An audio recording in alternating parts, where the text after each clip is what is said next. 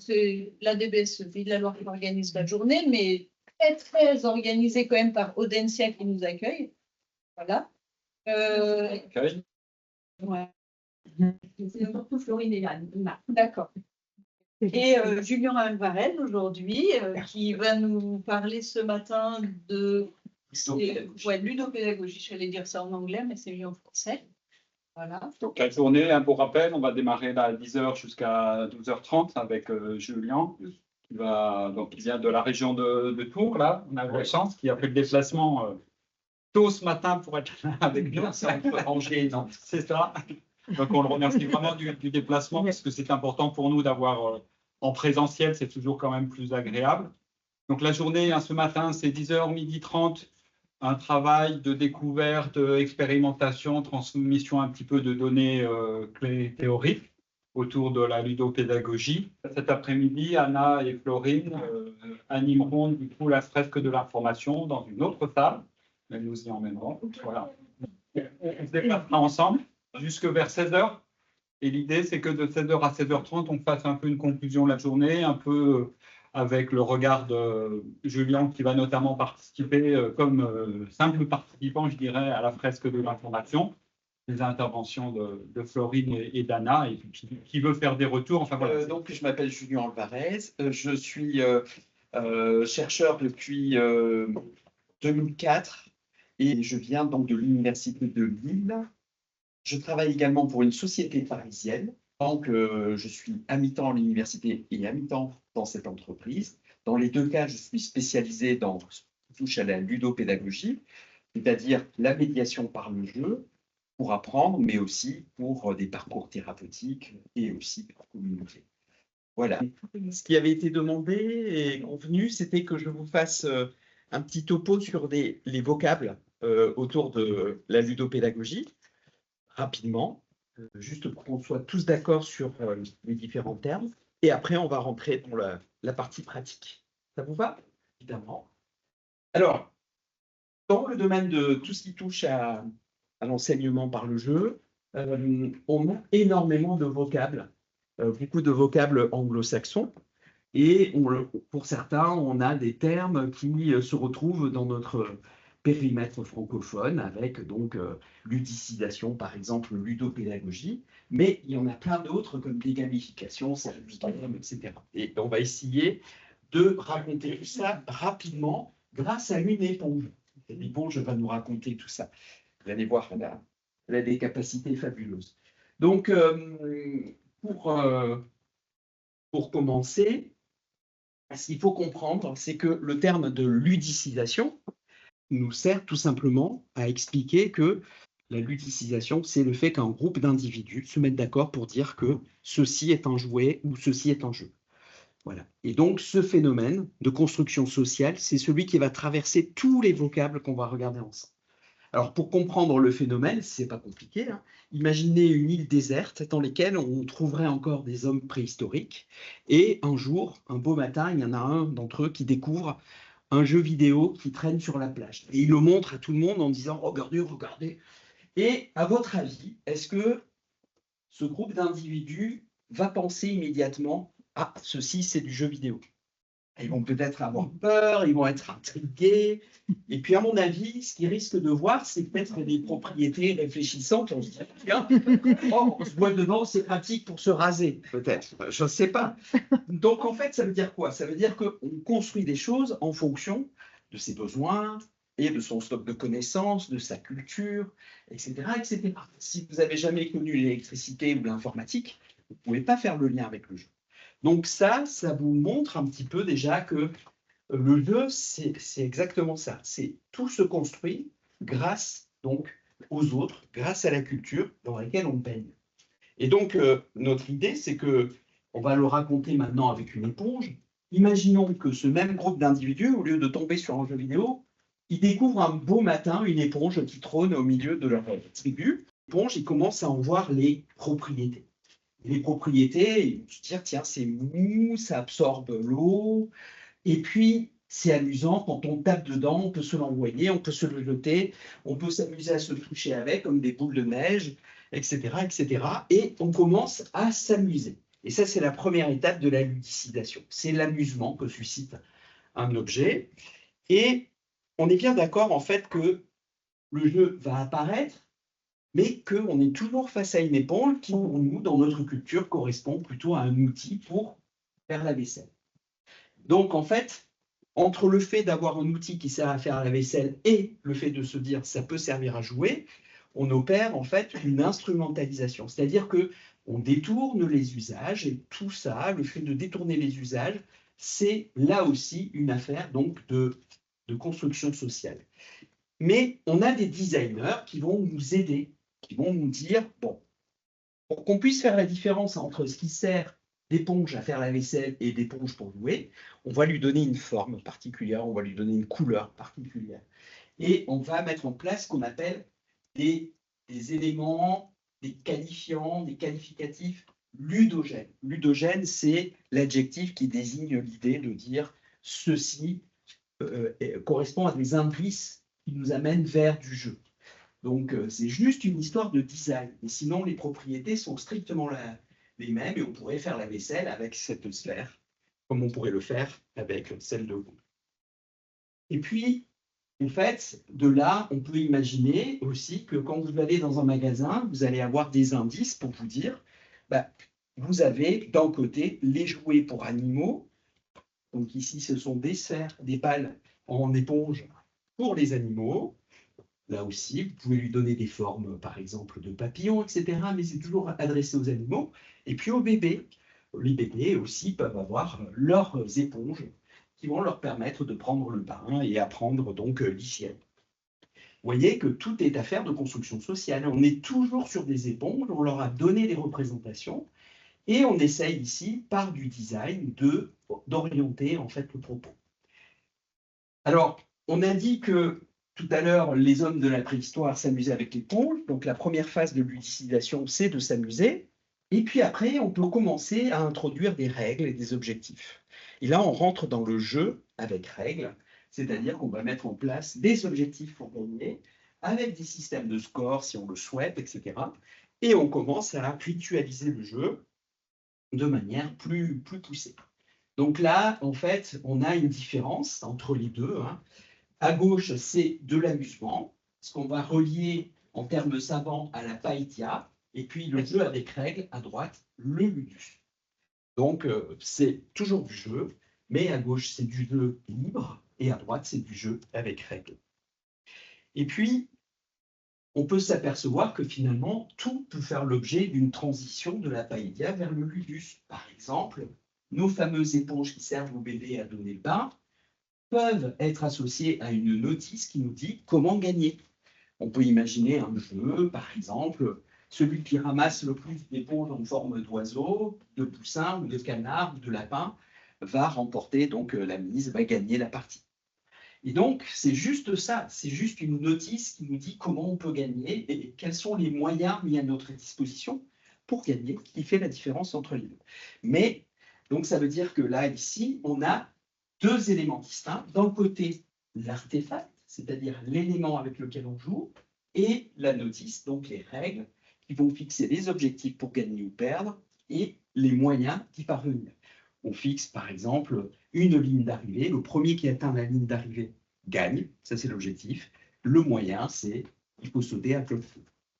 Voilà. Et donc c'est comme ça que le jeu peut se dessiner. À partir de là, une fois que vous avez commencé à construire les jeux, vous pouvez commencer à rentrer à un autre niveau qui est la dimension utilitaire. Et c'est ça qui nous intéresse. Donc en ludopédagogie, on va commencer à assigner à ces activités ludiques donc des objectifs utilitaires, comme par exemple des habiletés qu'on va faire travailler chez l'enfant. Ici, par exemple, un papa qui dit à son fiston essaye de me retrouver en moins de 30 secondes où se cache, par exemple, le petit canard. Donc là, ça va être des jeux d'observation, ça va être des jeux de reconnaissance, ça va être des jeux de vocabulaire. Enfin, on peut imaginer tout un ensemble d'usages. Donc là, on est dans ce qu'on appelle un détournement, avec toujours le même artefact, l'éponge, qui sert de base. Et finalement, on peut le faire donc avec une activité amusante, mais on peut aussi aller convoquer donc quelque chose de beaucoup plus poussé qu'on appelle le serious game. Le serious game, c'est tout simplement notre jeu de société qui contient une notice et en plus, il y a des objectifs utilitaires associés et qui vont être indiqués dans la notice. Donc, un serious game, ça comporte deux parties, les instructions pour jouer et on va expliquer à côté quels sont les objectifs utilitaires qui sont visés. C'est ça un serious game, si on fait simple. Donc à partir de là, vous voyez qu'on est toujours sur notre éponge. Voilà. Et ce qui fait la différence entre un jeu de société et un jeu sérieux, c'est tout simplement que la notice, pour un jeu, c'est juste comment on fait pour gagner. Dans un jeu sérieux, c'est comment on fait pour gagner et en plus, qu'est-ce qu'on cherche à viser comme aspect utilitaire. Voilà. Donc, vous voyez qu'on est toujours parti du même artefact, mais petit à petit, on rajoute des couches. Alors, si on en revient maintenant à notre petite éponge, on va se dire, mais comment de cette éponge, je peux en faire un jeu sérieux dans la vie de tous les jours? La première étape, ça va être de dire, on amorce un phénomène de ludicisation, c'est-à-dire on se met d'accord dans le groupe pour dire, ceci est un artefact qui va nous servir à jouer. Deuxième étape, on va fixer des règles. Par exemple, on va jouer à un jeu de type quiz. Dans le quiz, on va dire, le premier qui répond a gagné. Et on va dire que la face verte sert à dire qu'on est d'accord, la face jaune qu'on n'est pas d'accord. Ou c'est le vrai et le faux sinon. Donc on va tourner l'éponge. Et quand on ne sait pas, on montre la tranche, par exemple. Donc à partir de là, ça y est, vous avez développé avec votre éponge une activité de type quiz. Et si en plus le quiz va traiter d'un domaine, par exemple, bien précis, que vous avez envie de faire travailler avec des étudiants, par exemple, un registre de vocabulaire en lien avec la médecine, et bien voilà, vous avez votre jeu sérieux qui est mis en place. Donc voilà un petit peu comment s'opère en fait, avec une simple éponge, la transition. Maintenant, on va aborder un autre aspect qui est peut-être souvent confondu, c'est la notion de gamification. Alors la gamification, qu'est-ce que c'est? C'est l'idée, tout simplement, de s'inspirer dans le domaine du design, de ce qui se fait dans le domaine, dans le secteur du jeu, du design du jeu, qu'on appelle le game design, pour pouvoir collecter des parties qui vont nous intéresser afin de les appliquer donc dans des artefacts qu'on va fabriquer, comme des meubles, du textile, de l'alimentaire, etc. Donc concrètement, ici, vous avez des éponges en forme de tranches de pain mini. Alors ici, on peut dire que l'élément présente des caractères ludogènes. Il y a quelque chose de l'ordre du ludique qui transparaît à travers cet objet. Et on peut se dire que ça peut susciter l'amusement pour celui qui va faire la vaisselle. Mais on est ici dans un premier stade de ludique qu'on appelle en fait la toyification. La toyification, c'est l'idée, tout simplement, de s'inspirer de ce qui se fait dans le secteur du jouet, la manière dont on conçoit des jouets pour l'appliquer à des domaines autres. Donc ici, en l'occurrence, des éponges qui servent à faire la vaisselle, on s'inspire d'un design qui évoque un jouet qui pourrait être tout à fait celui qu'on offrirait à des enfants pour jouer à la marchande, par exemple, ou au marchand. De la même manière, on a vu tout à l'heure qu'on pouvait opérer de la toyification pour créer des jouets qui serviraient à des animaux. Ici, on peut donner des représentations en forme de chat, par exemple, à nos éponges, où on retrouve nos fameux éponges en forme d'animaux pour le bébé. Donc, en fait, la toyification, c'est ça, c'est un processus qui consiste à récupérer en fait des processus de design pour les appliquer donc à nos objets utilitaires. Mais en fait, on s'aperçoit que tout est affaire de construction sociale là aussi, parce que finalement, qu'est-ce qui déclare que ici c'est pour les animaux et ici c'est pour le bébé? C'est tout simplement parce que dans un rayon de supermarché, vous allez trouver tel article dans le rayon pour enfants et ici dans le rayon pour animaux. Donc vous voyez qu'en fait, si on ne vous donne pas ce type d'indice, c'est très difficile d'aller les dissocier. Mais on n'est toujours pas face à un phénomène de gamification. La gamification, c'est un cran au-dessus, c'est d'aller chercher des éléments qui vont se référer au jeu avec règles. C'est ça la différence. Donc le jouet, le jeu avec règles. Donc c'est la gamification. Et ici, par exemple, on fait un lien avec Pac-Man. Donc Pac-Man, jeu vidéo. Donc on peut dire, ici, on fait de la gamification. Mais si on est un petit peu observateur, on va se dire, mais il est gentil, monsieur Alvarez, là. Il nous présente en fait d'un côté des chats. Il nous présente ici un papier. Là, il va nous dire c'est de la tonification, et là, il va nous dire c'est de la gamification. C'est un peu léger. Voilà. Et là, on voit bien qu'il y a quelque chose qui n'est pas très net dans la manière de scinder les choses. En fait, encore une fois, on peut se dire tout ça, c'est de la tonification, en fait. C'est le fait de se dire, on se réfère à des jouets, parce qu'on aurait pu dire, ici, c'est un Pac-Man, mais on aurait pu s'inspirer, finalement, d'un jouet en forme de Pac-Man. Donc, il faut aller un peu plus loin, il faut aller chercher des choses qui sont de l'ordre des règles de jeu pour vraiment basculer dans la gamification. Alors ici, on peut se dire, voilà, on a un dé. Un dé, c'est un objet qui va véhiculer des règles. Le problème, c'est ce qu'on appelle l'alignement. C'est-à-dire, quel est le lien qu'on peut opérer entre le fait de faire la vaisselle et un dé? Est-ce qu'on va faire la vaisselle avec le côté 6, le côté 4? Qu'est-ce que ça a comme intérêt? Aucun. Je veux dire, c'est juste de l'amusement. Donc, à partir de là, on se dit qu'il y a un problème. Il va falloir mettre en cohérence ce qu'on cherche à faire avec notre objet gamifié. C'est-à-dire qu'en l'occurrence, ici, on doit réfléchir à la cohérence, et cette mise en cohérence peut passer par le fait, par exemple, de dire, quand vous frottez une assiette et que vous l'avez suffisamment frottée, l'éponge fait apparaître le mot « game over ». Ça veut dire que vous avez fini de frotter. Ce n'est pas la peine de continuer, elle est propre, l'assiette. Là, on commence à avoir un lien cohérent entre l'action qui est demandée de faire la vaisselle et l'aspect gamifié. Vous voyez ? Donc la gamification, c'est ça, c'est d'aller chercher une cohérence au niveau des règles de jeu, mais qui ait une utilité et qui ne soit pas purement gratuite. Sinon, on est plutôt dans le registre de l'amusement, du ludique. Après, on a un phénomène aussi qu'on appelle la dégamification. La dégamification, c'est quoi? C'est d'essayer d'enlever, de soustraire les éléments ludogènes. On prend une éponge en forme de Pac-Man, par exemple, et puis on va le découper en petits morceaux. Et là, on se retrouve avec des bribes d'éponge. On a tué en fait la représentation de Pac-Man, on a enlevé ce caractère ludogène, et donc du coup, on a opéré une dégamification. Un autre exemple, je prends une boîte de Monopoly, je retire de la boîte de Monopoly les pions, les dés, les cartes, je dégamifie. J'enlève des éléments ludogènes. C'est ça la dégamification. Mais ce qu'il faut savoir, c'est que l'esprit humain est très inventif. Et donc, à partir de là, quand vous avez des petits bouts d'éponge comme ça, rien ne vous empêche d'opérer le processus inverse. Vous pouvez fabriquer, en fait, avec ces morceaux d'éponge, par exemple, des balles, et donc vous rentrez dans un processus de création d'un artefact de jeu. Vous recommencez un phénomène de ludicisation. Donc, vous voyez qu'en fait, tout est à faire chaque fois de conception, de déconstruction, et vous pouvez donner des tas de représentations, en fait, à vos éléments. Oui. Juste une petite question. Est-ce que vous faites une différence entre ludification et ludicisation? Oui. Oui. Alors, la ludification, en fait, c'est un terme qui existe dans le pays anglo-saxon.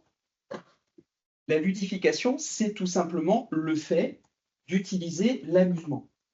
On va s'amuser, en fait, avec quelque chose.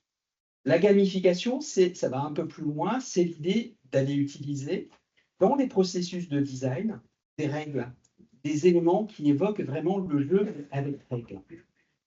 La ludicisation, c'est un phénomène qui consiste à dire un groupe d'individus se met d'accord pour considérer qu'une activité ou un artefact peut servir le jeu. Jeu libre ou jeu réglé. Donc, ludification, plutôt le processus de design pour rendre quelque chose de ludique. Mais on ne précise pas si c'est le jeu avec règles ou plutôt qui est de l'ordre de l'amusement. Ça va? Bon ben voilà. Donc après, quand on en arrive là, on a des éponges qui absorbent les licences commerciales. Ça aussi, c'est un dernier cas de figure. Donc ici, vous avez le Pac-Man qui a pris la forme d'une éponge, mais vous avez ici le fameux Bob l'éponge, évidemment. On n'aurait pas pu ne pas l'évoquer. Et donc, à partir de là, vous voyez que c'est très difficile de dire ici si on est face à un produit qui est de type jeu sérieux, jouet sérieux, parce que la question qu'on se pose, c'est au niveau de la conception, est-ce que l'auteur, il a voulu utiliser Bob l'éponge comme étant un produit qui sert à vendre plus d'éponges et auquel cas c'est l'appel à une licence commerciale, ou est-ce que c'est un moyen de promouvoir le dessin animé Bob l'éponge à travers l'objet, ou alors est-ce que c'est un élément qui va nous servir à jouer à une activité autour de Bob l'éponge? Vous voyez?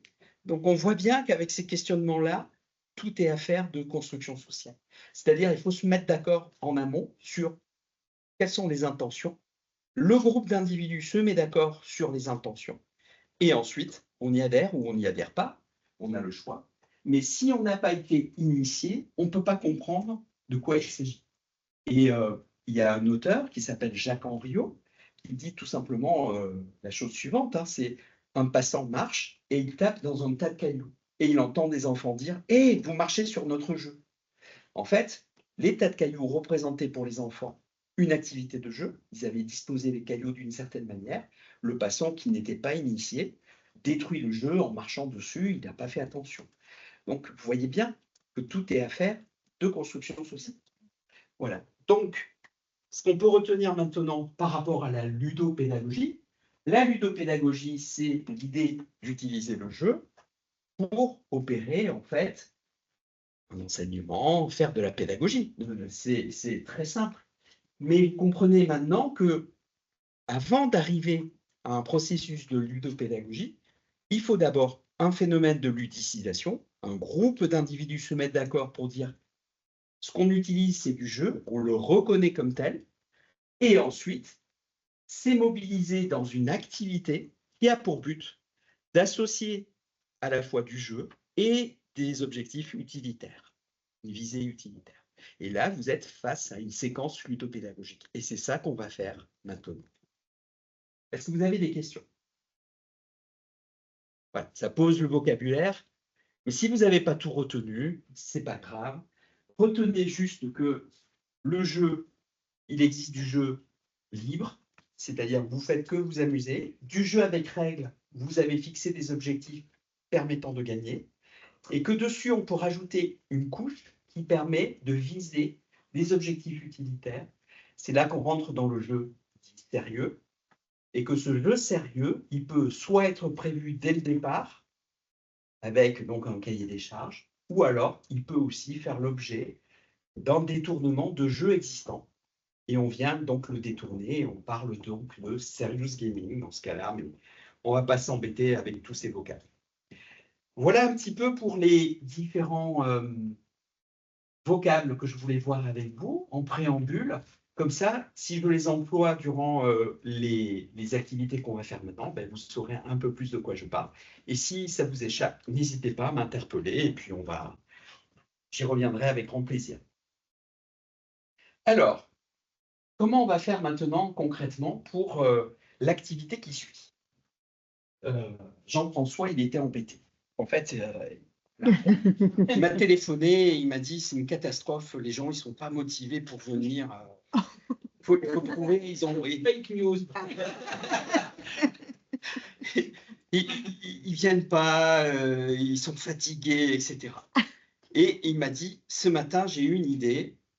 En fait, ce qu'il faudrait, c'est que on leur offre un truc très agréable quand ils arrivent, une bonne soupe à l'oignon à 8 h du matin, comme ça, ils se remettent de leur nuitée, de leur nuit blanche de travail harassante, etc. Bon. Alors, il m'a dit, écoute, Julien, tu viens à Nantes et tu vas m'aider à sélectionner les meilleurs cuistots. Voilà. Donc, vous avez été réunis pour ça, en fait. Vous ne le saviez pas, mais c'est ça qui est visé. Donc, l'idée, c'est dans le cadre de l'association, de savoir quels sont les membres qui préparent avec le plus de bonne humeur, le plus d'efficacité, les meilleures soupes à l'oignon. Et donc, après une longue sélection qui a été faite par Jean-François en amont, hein, mais ça, il n'ose pas le dire, vous avez été donc présélectionné. Et donc, vous êtes par groupe de 5. Et donc, je vais peut-être t'inviter ou quelqu'un de votre groupe va venir ici. Et vous êtes donc dans cette dernière épreuve mis en concurrence frontale. Voilà. Donc ici, nous avons le groupe 1, puis le groupe 2, le groupe 3 et le groupe 4. Et donc, quel est votre objectif? Votre objectif, c'est de faire une activité en 2 temps. Dans un premier temps, vous allez vous mettre d'accord sur la manière d'opérer la meilleure soupe à l'oignon possible. Alors, vous allez vous attribuer des rôles, c'est-à-dire que certains parmi vous seront cuistots, et puis quelqu'un parmi vous sera le manager. Ce manager, il aura pour office de superviser la production de la soupe à l'oignon. Vous êtes en concurrence avec les autres groupes, mais vous pouvez faire de l'espionnage industriel. Jean-François l'a autorisé. Je n'organise plus rien là. Donc, comment vous allez procéder? C'est très simple. Vous allez avoir au total 3 tours. Premier tour, une fois que vous avez fini de jouer, vous vous concertez, vous discutez entre vous de ce qui s'est bien passé, mal passé, et qu'est-ce que vous pourriez améliorer. Et ensuite, deuxième tour, on refait la même chose, et vous essayez d'augmenter votre score. Troisième tour, vous essayez encore d'améliorer votre score. L'objectif étant d'avoir au minimum 3 étoiles, ça c'est pour la qualité de la soupe, et le score le plus élevé pour évaluer votre efficacité. D'accord? Vous avez carte blanche sur la stratégie à mener concernant le jeu, mais vous n'avez pas le droit de faire du sabotage industriel. C'est-à-dire, vous n'avez pas le droit de perturber les autres groupes pendant qu'ils sont en train de faire leur activité. Ça va? Est-ce que à ce stade-là, vous avez des questions? Non? Alors, je vais maintenant mettre en place les jeux et vous montrer comment ça se présente. Alors, c'est très simple. Donc, ceci est une manette de PlayStation. Alors, comment ça marche? Dans le cadre du jeu, vous l'attrapez comme ceci. Vous avez ce qu'on appelle des grippes. Donc vous pouvez l'attraper comme ceci. Et vous avez ici ce qu'on appelle des sticks. Alors, ça vous permet de vous déplacer. D'accord? Donc, les petits cuistots, vous allez voir, ils vont bouger à gauche, à droite.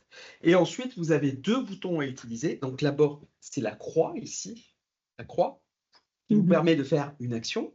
Et le carré qui vous permet de faire une autre action. Alors, vous allez voir, c'est très facile. Alors, il y a évidemment un petit tour de chauffe, ne vous inquiétez pas. C'est pour ça que vous faites 3 tours. Alors, hop, on va aller sur le niveau qui nous concerne. Donc, vous allez être 4 cuistots, d'accord, en simultané. Mais moi, je joue tout seul, juste pour vous expliquer comment ça fonctionne. Donc, ici, les ingrédients pour faire notre soupe, c'est très facile. Vous prenez 3 oignons au total, il faut les découper, vous les faites cuire dans la marmite et la soupe est prête. Donc, vous voyez, c'est très simple. Hein. Donc, vous avez votre petit cuistot, vous l'amenez vers le bac, vous appuyez sur croix et il se retrouve avec un oignon dans les bras. Cet oignon, vous le déplacez. Regardez, je utilise le stick. D'accord? Et je mets sur une planche à découper. Là, je appuie sur croix et je dépose. Et là, on me dit carré. Et carré, il va découper l'oignon.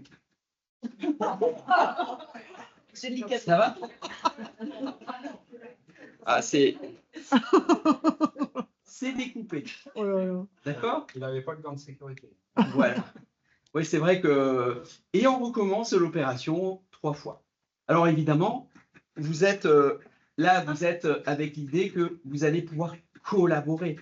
Donc, pendant qu'un découpe des oignons, l'autre peut peut-être venir aussi On est découper obligé les... de se mettre sur les planches. On va se mettre juste à côté du... Non, il faut se mettre sur les planches pour couper. Et donc, quand vous avez vos 3 oignons, vous les mettez dans le bac, dans la marmite, merci, et vous voyez une petite jauge qui apparaît. Cette petite jauge vous indique que la soupe est en train de cuire. Quand la soupe est cuite, vous appuyez sur X, d'accord? Vous sortez la marmite du feu et vous la déversez avec X dans une assiette. Voilà. Vous prenez l'assiette et vous mettez sur le tapis roulant avec X. Et là, vous avez votre score qui apparaît. Donc, vous voyez en haut les commandes. Et puis, ici, on vous dit les assiettes sales doivent être lavées. Ce qui veut dire tout simplement que quand vous avez la soupe qui a été consommée, il faut aller faire la vaisselle. Vous appuyez sur X pour déposer dans l'évier et carré pour commencer à faire la vaisselle. Pendant ce temps, les autres peuvent évidemment s'affairer à remettre les choses en place, aller chercher des solutions et on recommence pour un tour. Nous, on fait plusieurs moments en même temps avec les différentes manettes. Alors, en tout et pour tout, vous aurez 4 cuistots en même temps. Donc, le manager, il faut qu'il sache qui fait quoi. Une soupe qui est laissée sur le feu, on vous prévient qu'elle est en train de cramer. Et elle devient impropre à la consommation au bout d'un moment. Donc là, vous prenez l'extincteur et... D'accord. Et vous éteignez le feu. Ça, c'est si le manager sert mal. Interdiction de servir une soupe cramée, vous la jetez à la poubelle. Et voilà, dernières informations que je vous donne. Comme ça, après, j'ai fini avec les règles du jeu. Vous voyez en haut, vous avez ce qu'on appelle les commandes et vous avez des jauges. Si la jauge est dans le rouge, ça veut dire que vous mettez trop de temps à faire la commande. Et donc, le score que vous aurez ici sera moins important. Si vous êtes dans le vert, vous aurez des pourboires. Vous serez récompensé en plus. Ensuite, ici, vous avez un chronomètre qui vous indique le temps qu'il vous reste pour faire la partie. D'accord? Vous avez, en tout et pour tout, 2 minutes 30. 2 minutes 30. Donc, quand vous avez fini votre tour, donc on va voir. Quand vous avez terminé votre tour, vous passez la main au groupe suivant qui va venir vous jouer. Quand le temps est terminé, vous avez votre score qui doit être le plus élevé possible et le nombre d'étoiles qui vous donne ici que notre soupe était moyenne. Ça marche? Parce que franchement, comment moi je mettrais la planche à découper à côté de là où on prend les oignons, entre les deux. C'est pas ça qu'on demande. Sur les voies, déjà. C'est ça qu'on demande. Ouais, mais du coup, là, moi je suis pas. Ouais. Là, en fait, on a un cuistot qui va chercher, les oignons. Lui, il appuie sur 3 ou carré. Mais oui, mais c'est pas. Ah oui, voilà, il appuie sur 3, il les remet juste pour que ensuite, il va faire la détresse. Il faudrait qu'on ait un autre bras qui soit déjà prêt à Théo avec Le groupe 1, je vous invite à prendre place. Ouais, parce que là, on n'est pas tout à fait organisé. Hein. C'est le premier tour. non, mais on peut. Ouais, je viens le speak, effectivement, faire des déplacements assez aussi. Vous vous rappelez la croix et le carré, ce qu'ils font. Là, c'est quoi la Moi, c'est le prendre déposer. Là, c'est Le carré, c'est l'action de faire la vaisselle. et là, c'est la. Le carré, c'est l'action.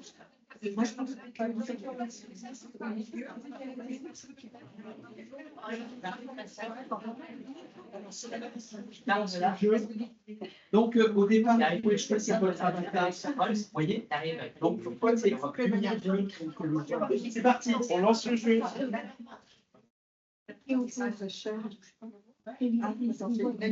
Ça va lancer.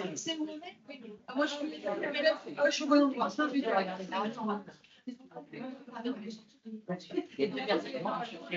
J'ai envie.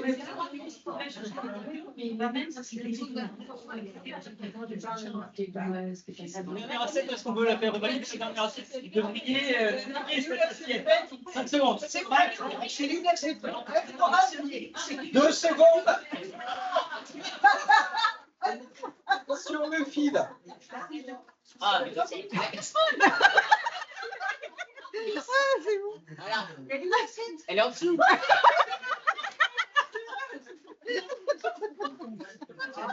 Allez, c'est parti. Ah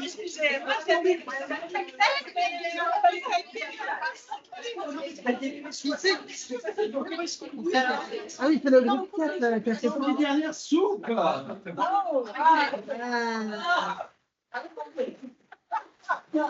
il y en a plein. C'est une soupe.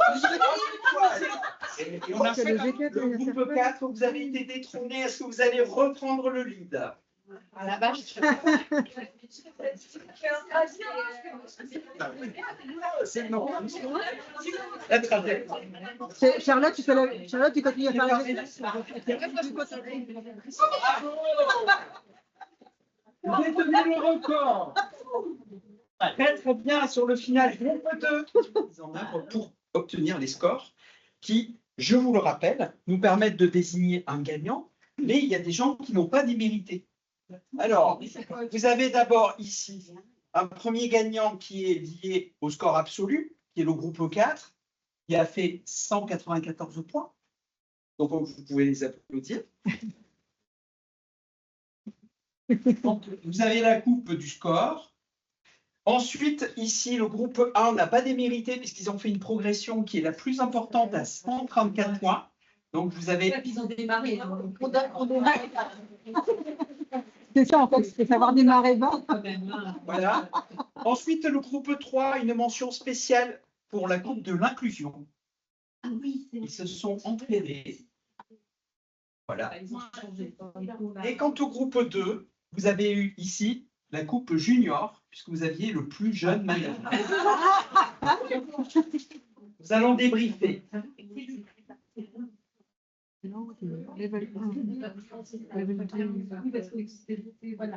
En situation. Alors, première question. Qu'est-ce que vous avez ressenti? Du stress, du plaisir, du stress, du plaisir, De l'amusement quand même. de l'amusement. Oh. Oui, c'est bien de le dire. Du rire. Du rire, ok, donc de la bonne humeur, donc plutôt des balances positives et un petit peu de stress. Ouais, du challenge, ouais. Ok, compétition, excitation, Coopération. coopération. Ouais, communication. Bien, alors ceci étant posé, j'aimerais connaître votre stratégie et que vous nous exposiez aussi quel a été le rôle de votre manager dans votre groupe. Alors nous, le manager a changé une fois. Ah, une fois. Une fois. Vous avez changé une fois de manager, pourquoi? Parce qu'en fait, comme on avait déjà un peu mis en place la stratégie Oui, et que Valentin est quand même un meilleur joueur aux jeux vidéo que nous, on s'est dit qu'on allait quand même lui proposer de prendre les manettes. d'accord, Et du coup, c'est Florence qui a été la manageuse après. par intérim. Voilà, c'est ça. Et alors les stratégies, comment elles ont évolué? Mais il y a eu des changements de poste aussi déjà, en groupe, ouais. même Oui. dès le deuxième. Déjà, on s'est demandé si on était à l'aise à notre poste ou pas. Il y a des D'accord. gens qui se sentaient à l'aise, d'autres non, donc on a changé pour ceux qui étaient moins à l'aise. Parce qu'il y a des gens qui voulaient faire une seule tâche et d'autres qui se sentaient de pouvoir faire plusieurs tâches. Donc, on va faire plusieurs. Donc, c'est le manager qui a tranché durant les échanges ou c'est vous qui vous êtes Non, c'est collectivement de manière collective. Le manager, nous, c'était plus pendant le jeu d'aider à dire bah, là, il faut bouger une assiette. Ou Donc, distributeur d'informations. Ouais. Ok. Pendant le jeu, c'était la distribution d'informations qui a été privilégiée. Avoir une vue globale en fait de toutes les tâches qui fait quoi, parce que chacun avait vraiment une vue sur sa propre tâche Ok. et pas forcément la personne qui découpe, c'est pas ce qui se passe. Il y avait pas Il y a de vision trop d'ensemble. d'oignons, pas d'oignons. Donc voilà. Ouais. Après, Deux jours d'ensemble pour le manager. stratégie de jeu, tu nous as bien aidé aussi, Valentin, parce qu'il a repéré des trucs liés aux jeux vidéo. Enfin, par exemple, que le temps ne se débloque pas tout de suite. Oui. En fait, il y a beaucoup de choses quand même. Il y a le temps, il y a les commandes en haut. Nous, au troisième coup, on a compris qu'il y avait des commandes en haut. On n'est pas... Oui, c'est normal. C'est-à-dire qu'au fur et à mesure que vous avancez, vous pouvez être de plus en plus ouvert à de nouveaux apprentissages. Oui, c'est ça. Ouais. C'est-à-dire qu'on le voit nettement pour l'ensemble des 4 groupes, la courbe de progression au niveau des apprentissages ne fait que croître. Donc ça, c'est bien. Ok, alors je m'arrête là pour... on va y revenir. Très bien, alors je vais vous poser une troisième question, l'ensemble des groupes, c'est que pensez-vous avoir appris de cette expérience que vous avez vécue? Connaître les règles aussi, parce que plus tu en connais, plus tu peux mettre en place la stratégie aussi. Oui. Accepter de tâtonner. D'accord. Donc, apprendre par itération. Ok. Et ses erreurs. Communication dans le groupe. La communication de groupe. Comment est-ce organisée cette communication au fur et à mesure des tours? Après, là, c'était un débrief, en débrief, du coup, sur mon communication pas horizontale. Je sais pas si on peut dire. D'accord. Et après, du coup, dans le management, du coup, une fois qu'on joue, du coup, faut avoir une petite vision globale. Est-ce que c'est utile un manager?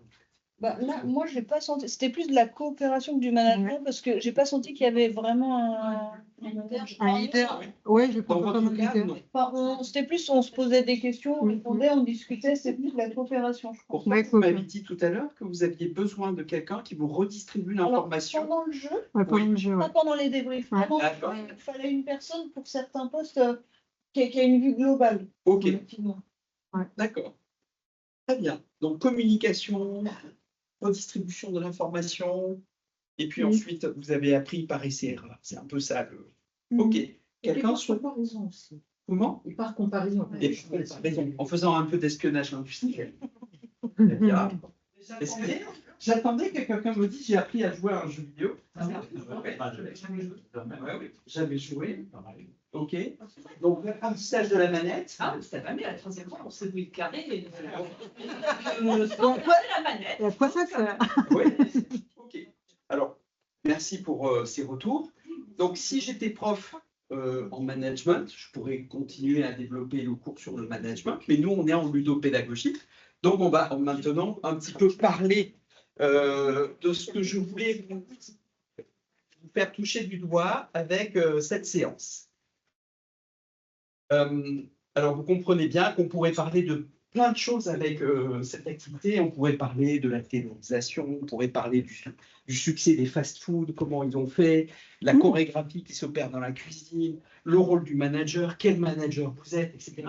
Mais nous, on va parler de ludopédagogie. Maintenant, l'idée, c'était de vous montrer que, étape par étape, en fait, vous êtes allé d'une expérience de jeu que vous avez vécue et on a capitalisé dessus pour ensuite aller vers les objectifs de notre scénario pédagogique. Les ingrédients pour faire de la ludopédagogie, vous les avez ici. Donc, il nous faut des participants, qu'on peut appeler des joueurs ou des joueurs, des apprenants. Vous avez ici un terme savant métabrique, mais retenez juste qu'il vous faut, comme on a vu tout à l'heure, un objectif de jeu, qu'est-ce qu'on fait pour gagner, et des moyens pour y arriver. Donc, vous, votre objectif, c'est de faire le plus de sous possible dans un temps donné, et les moyens mis à votre disposition, c'est 3 carrés. Prendre, déposer, faire la vaisselle et faire le découpage des objets. Le game bit, c'est ce qu'on appelle en fait l'artefact de jeu, avec quoi vous jouez concrètement un jeu vidéo. Et enfin, votre scénario utilitaire, ça aurait pu être découvrir ce qu'est un manager. Et nous, en l'occurrence, c'est découvrir une séance ludopédagogique. On va y revenir.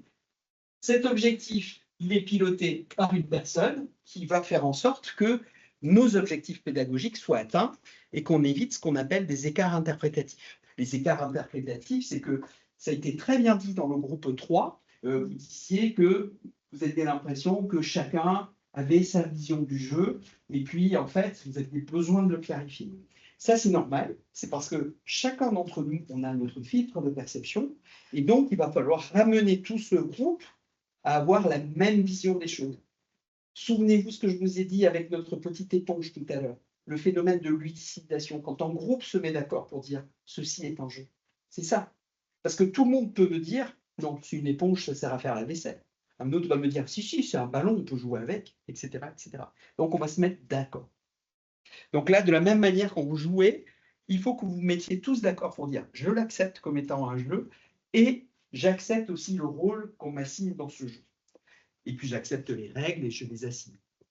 Alors, si on rentre dans le détail, moi, qu'est-ce que j'ai fait? J'ai pris un jeu du COMEX qui s'appelle Overcooked. Ce jeu-là, donc, je vais l'instrumentaliser. C'est-à-dire que je le détourne pour des objectifs utilitaires.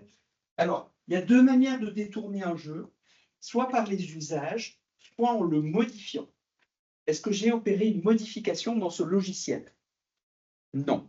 Donc, j'ai fait un détournement par les usages. Donc, le détournement par les usages, c'est dans l'activité que je vous ai proposée.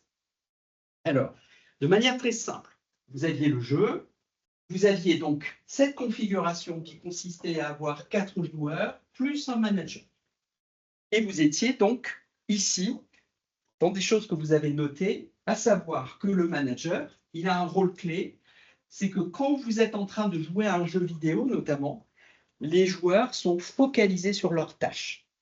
Et ce phénomène couplé à un chronomètre qui défile, ce n'est pas anodin, ça va réduire en fait votre champ de vision. Vous vous inscrivez dans un stress temporel. Et ça fait un effet tunnel. Et cet effet tunnel vous empêche de voir ce qui se passe autour. Donc, vous avez celui qui découpe les oignons ici, il ne va pas voir ce qui se passe au niveau de la marmite, etc., etc. C'est à partir du moment où vous commencez à obtenir des apprentissages et que vous avez un peu plus de dextérité, que vous n'avez plus besoin de regarder si vous appuyez sur la croix ou le carré, que vous pouvez commencer à lever le nez et voir un peu l'ensemble de ce qui se passe dans la cuisine. Mais avant ça, c'est compliqué. Le manager, lui, il doit avoir une vision d'ensemble de ce qui se passe à l'écran et une vision d'ensemble de ce qui se passe auprès des utilisateurs aussi. Donc, il doit faire les deux. Donc, c'est ça son rôle pivot, en fait. Il doit redistribuer de l'information. Et à partir de là, l'activité, elle s'est faite en 2 temps. Si vous étiez uniquement 4, vous auriez pu, à la fin de la partie, vous dire, bon, qu'est-ce qui a été, qu'est-ce qui n'a pas été, et on recommence. Et on joue par itération. Et c'est erreur. Là, ce qui est important, c'est d'aller plus loin. C'est-à-dire que, contrairement à ce qui se passe dans un jeu vidéo classique, je vous ai demandé à chaque tour de vous réunir et de débriefer entre vous de ce qui s'est passé. En fait, on opère ici du design thinking, c'est-à-dire que vous allez co-construire ensemble des solutions.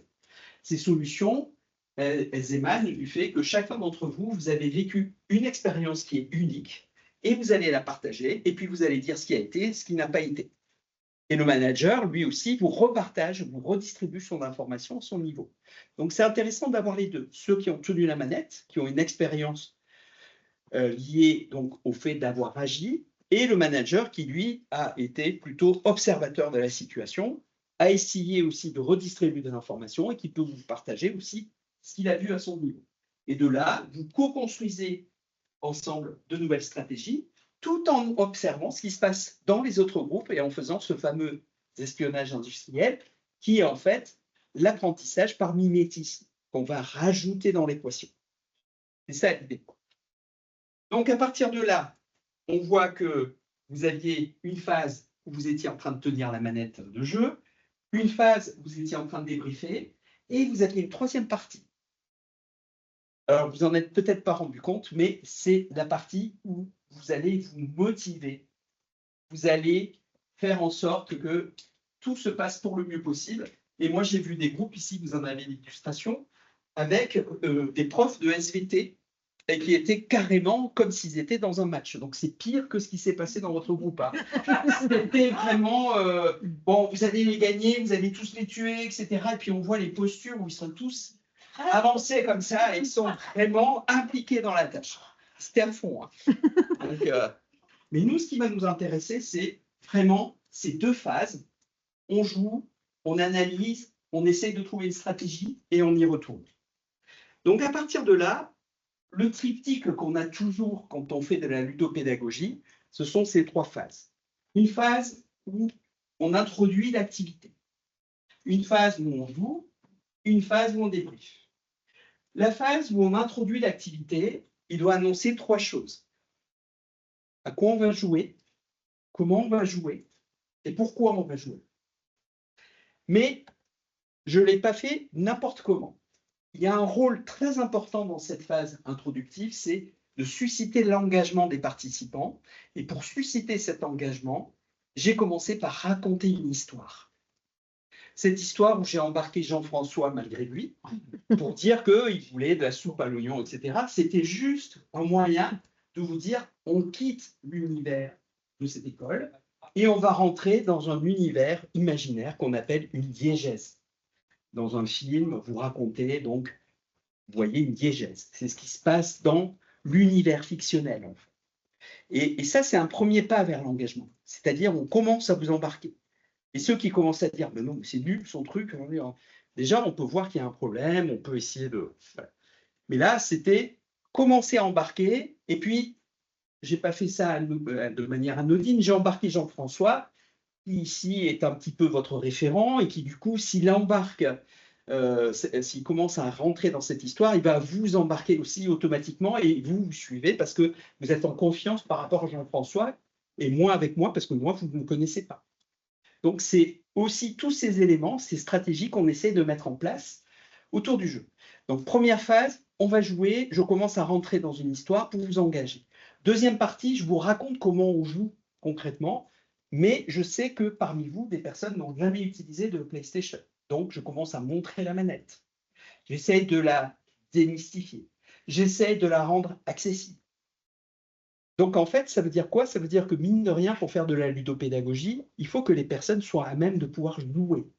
Et normalement, il faudrait un petit cours sur la culture ludique, de faire du jeu de société, de faire du jeu vidéo en amont. Parce que sinon, ben, on arrive comme ce matin, on est un peu maladroit, ce qui est normal pour ceux qui n'ont jamais touché une manette. Mais on voit malgré tout qu'en laissant 3 tours s'instaurer, le premier tour, c'était vraiment dédié finalement à découvrir le jeu. À partir de la phase 2, on commence à s'ouvrir à ce qui se passe dans le jeu et au-delà. Et c'est uniquement au 3e tour que là, on peut vraiment mettre en application les stratégies de manière efficiente. Donc, on a besoin de ces 3 tours. 1 pour apprendre à jouer, 2 pour commencer à s'ouvrir vers les apprentissages utilitaires qui sont visés.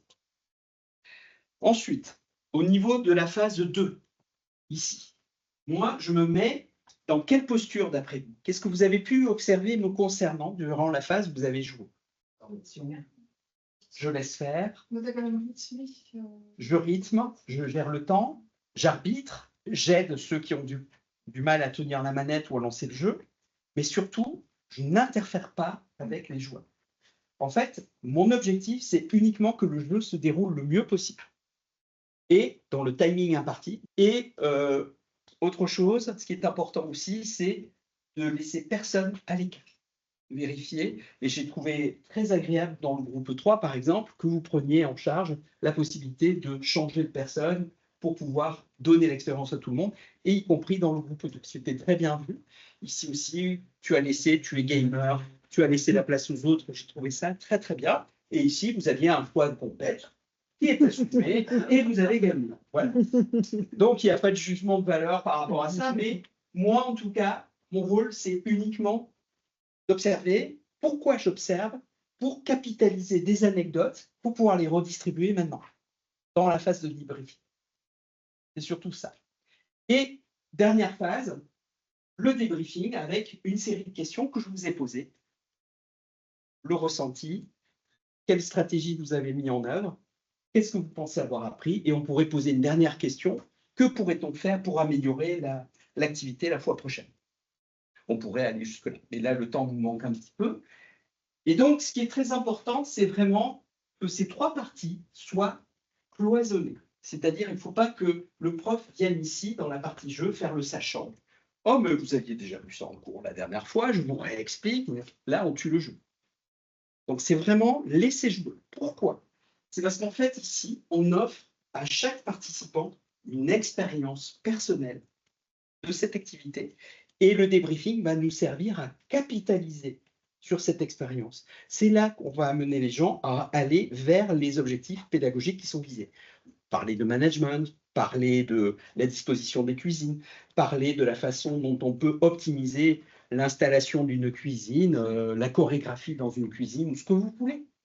La communication, on aurait pu dire, on fait le jeu entièrement en espagnol, par exemple. Voilà, on aurait pu mettre une mise en pratique linguistique. Donc, vous voyez, en fait, tout dépend de ce que vous visez comme objectif pédagogique et vous adaptez l'activité autour de ce même jeu.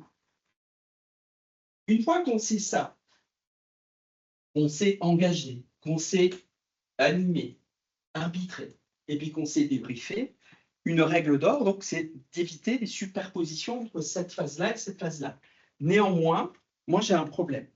C'est que quand vous êtes uniquement dans du jeu ici, il y a peut-être des choses, des informations qui vont se perdre au fur et à mesure que vous jouez parce que vous êtes dans une action soutenue. Et vous sollicitez uniquement la mémoire de travail immédiate. La mémoire de travail immédiate, c'est des informations en petite quantité qui sont retenues pas très longtemps. Et moi, j'aurais envie que vous vous en souveniez un peu plus longtemps. Donc, la stratégie qui a été mise en place ici, c'est tout simplement de jouer sur un va-et-vient à votre niveau entre la phase d'activité de jeu et la phase de débriefing. Et pour éviter que ce soit moi qui opère ce débriefing, pour éviter que moi je tue le jeu, je vous inscris dans cette activité de jeu les 2 aspects, mais gérés uniquement par vous-même. C'est-à-dire que la phase où vous êtes devant la console correspond à une phase de l'activité de jeu. Et la phase où vous êtes en train de débriefer entre vous, pour vous, ça correspond toujours à du jeu. Mais pour moi, vous êtes en train de faire un transfert de votre expérience pour chaque tour vers, ici, un échange que vous opérez entre vous. En fait, ce que vous êtes en train de faire, c'est opérer de la distanciation. C'est-à-dire que vous êtes en train de prendre du recul et d'analyser ce que vous avez fait. Et là, vous faites migrer votre mémoire de travail vers une mémoire à plus long terme. C'est-à-dire que là, vous conscientisez votre expérience. Et après, moi, j'arrive derrière, innocemment, en disant, est-ce que vous pourriez me raconter la stratégie que vous avez mise en place et quel a été le rôle de votre manager? Mais je le fais au dernier tour, je ne le fais pas avant. Parce que je vous laisse dans votre rythme. Je le fais uniquement avec les groupes qui ont fini les 3 tours.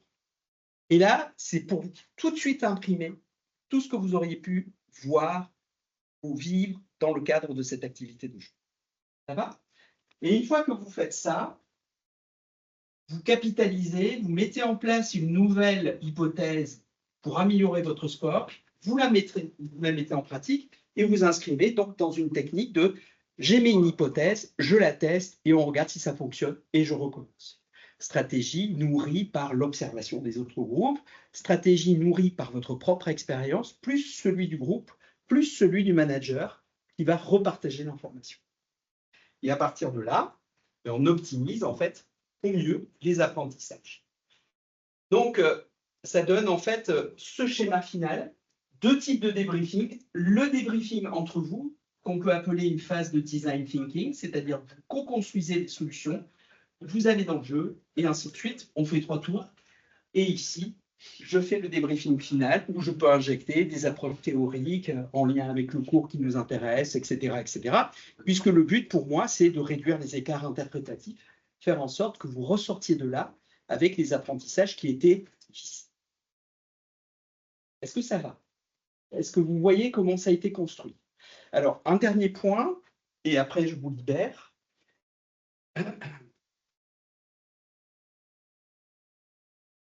Ce que je voulais dire, c'est que une séance ludopédagogique ne porte pas toute une formation. C'est une activité parmi d'autres et qui vient s'inscrire dans une séquence. Donc, notre séance ludopédagogique qu'on a vécue ici, elle vient s'inscrire dans une chronologie. Vous avez pu voir en amont d'autres aspects, par exemple des cours sur le management, des cours sur la culture ludique, comment on utilise une manette de PlayStation, etc.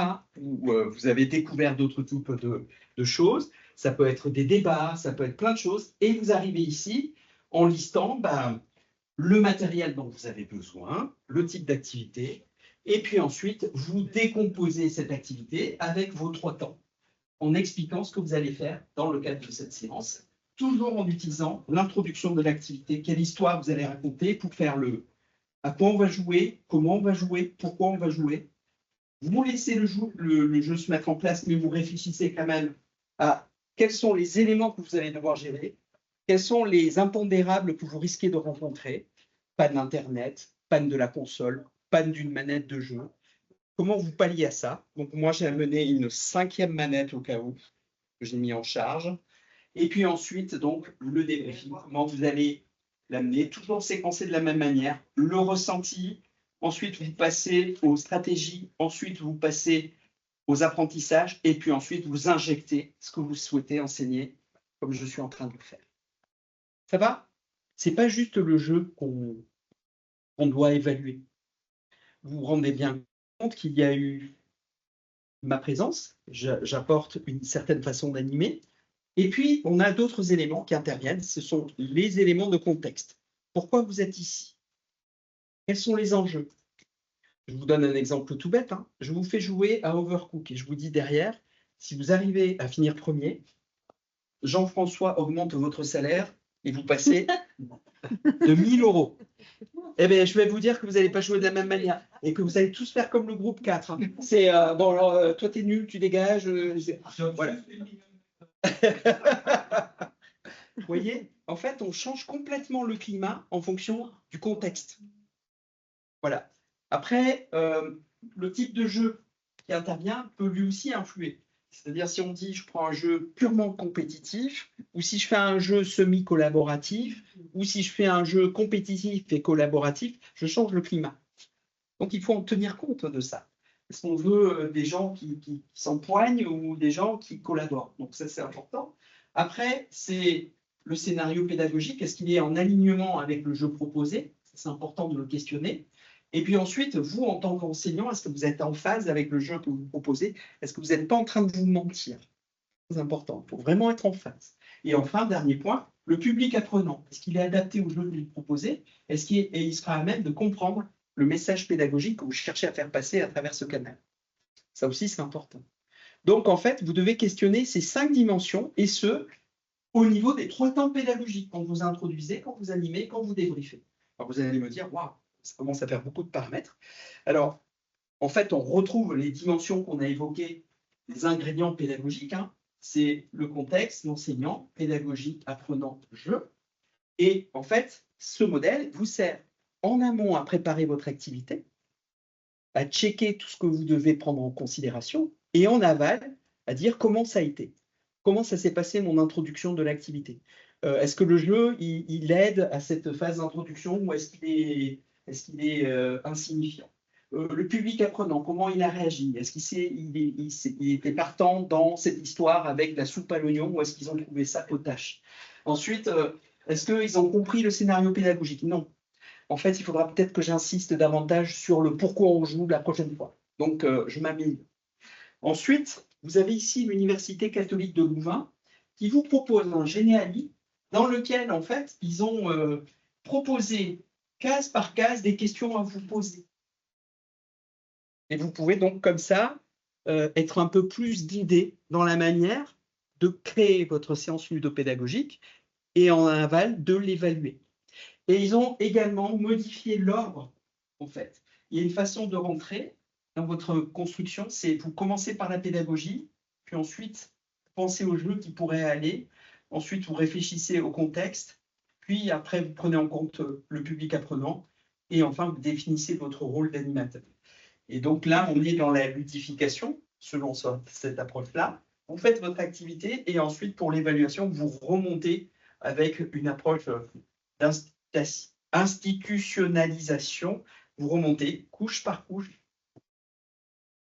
et vous retombez comme ça sur l'aspect évaluatif. Vous pouvez faire une évaluation qu'on appelle post-mortem, c'est-à-dire une fois que l'activité est finie, qu'est-ce qu'il en a été et qu'est-ce que vous pouvez améliorer pour la fois prochaine. Voilà un peu la démarche voilà, que je souhaitais vous partager avec le temps qui nous était imparti ce matin. Ça va? Merci.